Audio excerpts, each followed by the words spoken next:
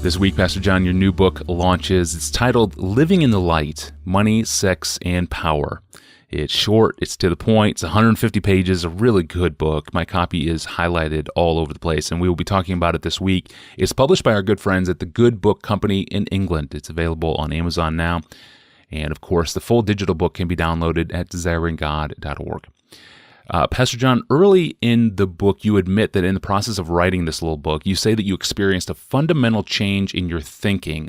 What happened, and how do you think differently about these categories of money, sex, and power now after writing the book? There was an encounter, and it happened to be with you and the editorial team. I don't know if you remember it, but yeah. It was one of those aha moments for me, or as I look back on it, it really was a duh moment. Like, what's wrong with my head that I have to be made to see by other people what I should see on my own?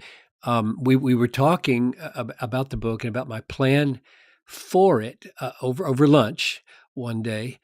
And I think it was David Mathis who brought something up that was just so obvious that I had sidelined.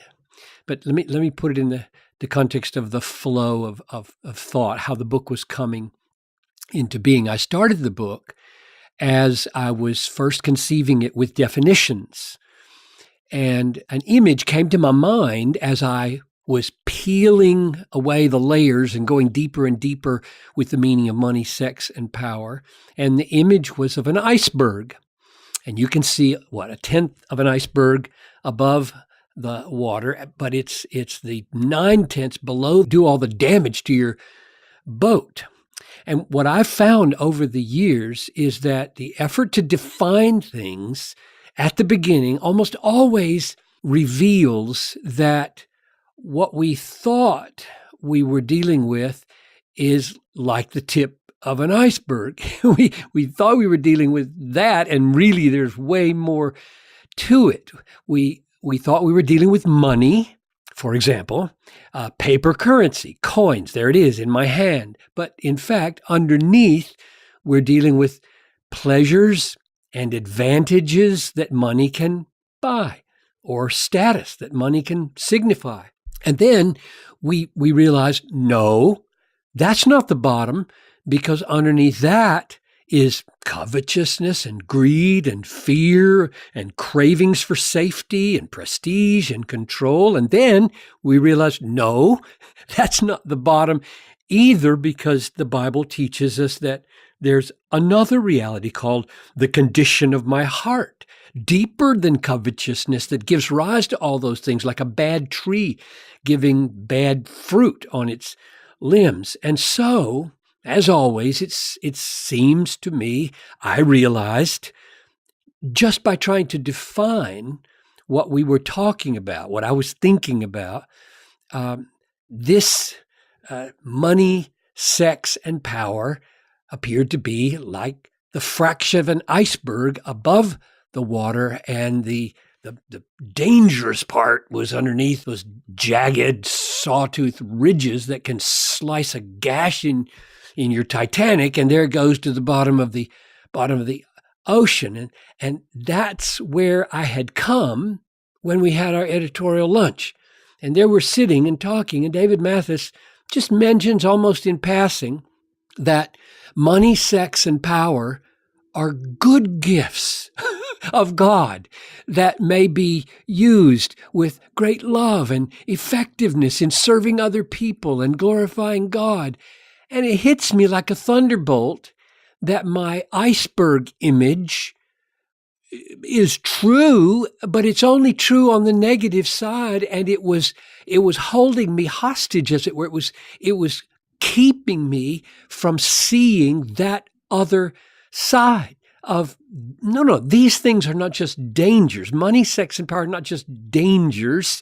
They are potentials. They are gifts. They are opportunities to make God look great in the world and advance his cause in the world. So I went home thinking, oh my goodness, I got to restructure everything here and make sure this gets done in a more biblical way, because I was lopsided in the way I was thinking. So it's not just an iceberg. I need another image, like floating islands of glorious food and fuel and the rarest fruit. So in other words, what I realized is that we have to deal with another foundational reality, namely these are God's gifts. And if they sink us, it isn't because God gave us bad gifts. It's because something happened inside of us that turned gifts of grace into instruments of sin. And this totally altered the way I went at the book. So yes, we need definitions, and I do start. Chapter 1 is definitions. What are the depths of these three realities we call money, sex, and power? And yes, we do need chapters on the pleasure-destroying dangers of sex and the wealth-destroying dangers of money and the self-destroying dangers of power. And you can see in those very titles how I tried to catch the positive even when I was dealing with the negative. But when we turn away from those dangers to the potentials, we ask, well, why did God give us these gifts in the first place? Not just to test us, not just to tempt us to be fornicators or covetousness or power mongers. Money, sex, and power all have a unique potential to magnify the worth and beauty of Christ. So that's the new structure of the book. Define, defeat, deploy.